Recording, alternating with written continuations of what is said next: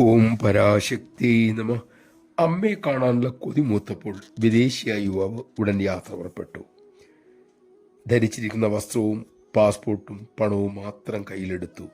തിടുക്കത്തിൽ മറ്റൊന്നെടുക്കാൻ നിന്നില്ല. ഒരേയൊരു ലക്ഷ്യം അമ്മയെ കാണുക. അങ്ങനെ ബാഴ്സലോണയിലെത്തി. കുറേ ദിവസം അമ്മ ആ യുവാവിനെ ശ്രദ്ധിച്ചില്ല. അദ്ദേഹത്തിന് വലിയ വിഷമമായി.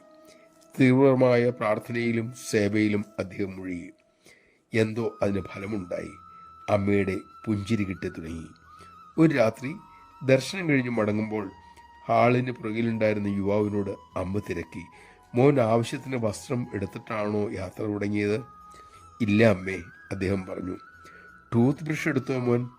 ഇല്ല അമ്മേ, പ്ലേയിൽ നിന്നും ഒരെണ്ണം കിട്ടി, അതാണ് ഇപ്പോൾ ഉപയോഗിക്കുന്നത്. മക്കൾ സോപ്പ് എടുത്തായിരുന്നോ? തലകുനിച്ച് യുവാവ് പറഞ്ഞു, ഇല്ല. പിന്നീട് മറുപടികൾ കുറെ ഇല്ല എന്നായിരുന്നു. പിന്നീട് അമ്മ മെല്ലെ അരുളി, മോനെ, ശ്രദ്ധ വളരെ പ്രധാനപ്പെട്ടതാണ്. വൃത്തിയാണ് ഈശ്വരിലേക്കുള്ള അടുത്ത ചുവട് എന്ന് കേട്ടിട്ടില്ലേ?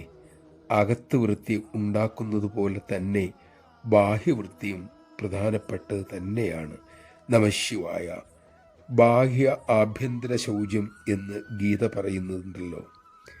അശ്രദ്ധ, അലസത, ശുചിത്വക്കുറവ് ഇതൊക്കെ മടിയുടെ, അജ്ഞതയുടെ ലക്ഷണമാണ്. സാധകനിൽ യഥാർത്ഥ ആധ്യാത്മിക താല്പര്യം ഉണ്ടായതിൻ്റെ ആദ്യ ലക്ഷണം ബാഹ്യ ശുചിത്വം തന്നെ.